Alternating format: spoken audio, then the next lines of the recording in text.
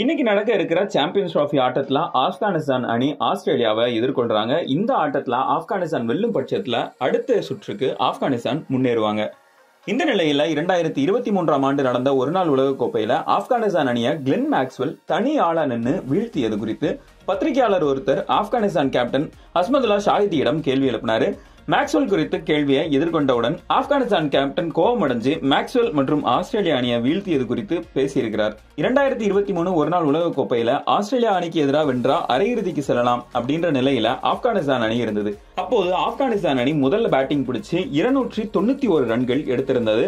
அடுத்து ஆஸ்திரேலியா அணி விளையாடிய போது தோல்வியை நோக்கி சென்று கொண்டிருந்தது. அப்போ கிளென் மேக்ஸ்வெல் தனது காலில் ஏற்பட்ட தசை பிடிப்போட கிரிக்கெட் உலகம் அதுவரைக்கும் பார்த்திராத ஒரு இன்னிங்ஸ் ஆடினாரு. அந்த போட்டியில அவர் 201 ரன்கள் எடுத்து ஆஸ்திரேலியா அணியை தனி ஆளா வெற்றி பெற வச்சாரு. அது ஆப்கானிஸ்தான் அணிக்கு மிகப்பெரிய அதிர்ச்சியை ஏற்படுத்திச்சு. தற்போது சாம்பியன்ஸ் டிராபி தொடருக்கு முன் மேக்ஸ்வெல்லை வீழ்த்த ஆப்கானிஸ்தான் அணி திட்டமிட்டு இருக்கிறதா அப்படின்னு கேள்வி கேட்கப்பட்டது. அந்த கேள்வியை எதிர்கொண்ட அஸ்மதுல்லா கோபத்துடன் பேசினார். நாங்க இங்க மேக்ஸ்வெலுக்கு எதிராக மட்டும் விளையாட வந்திருக்கிறோம் அப்படின்னு நீங்க நினைக்கிறீங்க அப்படின்னா நீங்க அப்படித்தான் இதை பற்றி நினைக்கிறீர்களா அப்படின்னு திருப்பியும் கேள்வி கேட்டாரு.